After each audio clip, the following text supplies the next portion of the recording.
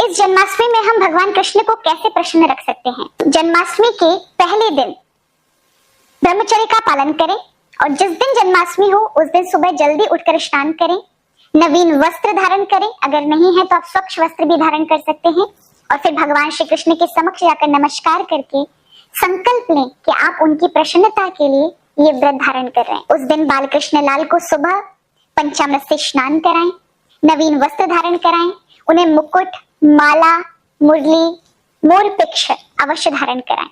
आप तुलसी दल अवश्य भेंट करें भगवान को, सुगंधित पुष्प भगवान को चढ़ाएं, चंपा, चमेली, गुलाब, कमल भगवान को बहुत प्रिय है।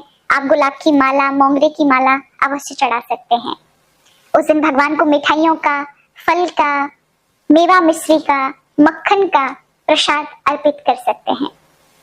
उस दिन आपको भगवान के समक्ष गोपाल सहस्त्र नाम का पाठ करना चाहिए।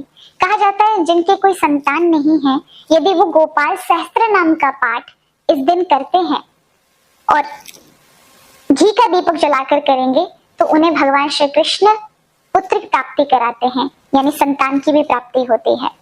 आप इस दिन भगवान का इस मंत्र का जाप कर सकते हैं, ओम नमो भगवते वासुदेवाय नमः। घी के दीपक से आप आरती उतारें। अगर आपको प्रभु ने सामर्थ्यवान बनाया है तो इस दिन आप घी का दीपक अवश्य जलाएं और वो अखंड जलते रहना चाहिए, यानी पूरे 24 घंटे तक। तो ये आपकी समृद्धि को अवश्य बढ़ाएगा।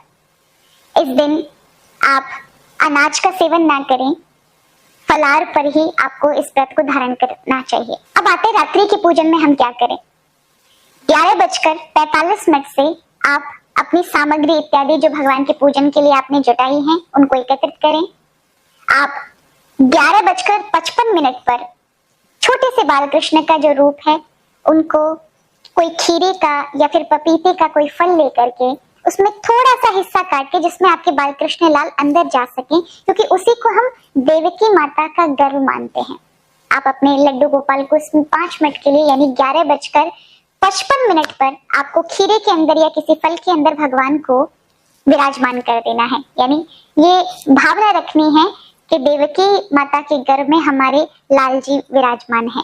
और ठीक 12 बजते ही घंटे घड़ियाल के साथ प्रभु को निकालें, फिर से पंचामृत का स्नान कराएं, गंगा जल से स्नान कराएं, नवीन वस्त्र धारण कराएं, चंदन लगाएं, श्रृंगार करें और उनकी आरती उतारें, सुंदर पुष्प माला चढ़ाएं, भगवान को प्रसाद लगाएं, कुछ भजन इत्यादि भी गा सकते हैं, कुछ श्लोक स्तुतियां भी प्रभु को अर्पित कर सकते हैं और फिर आप जाकर के चंद्र भगवान को अर्घ दें और फिर आकर प्रसाद का वितरण करें, खुद भी पारण करें।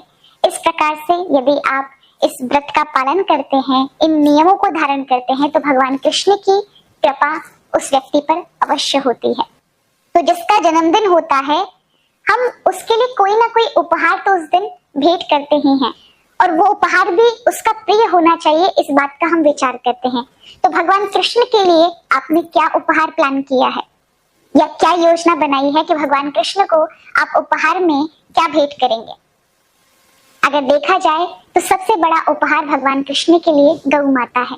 तो अपनी नजदीकी आसपास की गौशाला में जाकर के किसी गौ माता को गोद लेकर किसी एक गौ माता की और एक बछड़े की जान को अवश्य बचाएं। हो सके तो आप अपने आसपास की गौशाला में जाकर के गौ माता को कुछ भोजन इत्यादि की प्रसादी की व्यवस्था कराएं, यानी उन्हें चारा, भूसा, दलिया इत्यादि की सेवा दें। अगर आपके घर में कोई गाय है तो उस दिन उनकी सेवा करें, उन्हें स्नान कराएं। सुंदर आप जो भी चारा, भूसा इत्यादि या जो भी सामग्री बना करके कच्ची इत्यादि दे सकते हैं, आप अवश्य उन्हें फल इत्यादि पवाएं।